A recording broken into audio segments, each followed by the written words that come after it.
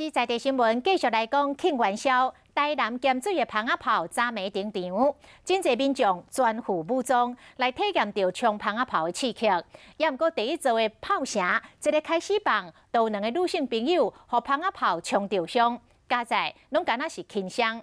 另外冲蜂仔炮的时阵，民众互相来压杀，有两个乡亲因为安尼起相拍，警方赶到位化解纠纷。 万发的蜂仔炮咻咻叫，一大堆的民众包围炮仔城，亲身来感受。无偌久就看到一台救护车开入炮声区，因为有人受伤。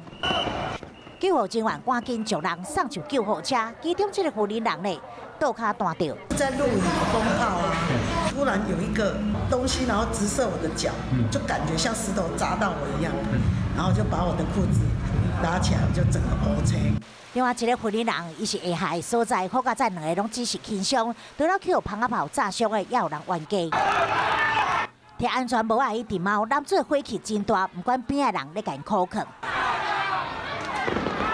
另外一名男子一路被追拍，这个时阵快打部队赶到位，警察拢来啊，两边的火气也是真大。警方甲两边游开去化解这场纠纷。双方疑似因为烧钱杀来杀去，发生肢体冲突。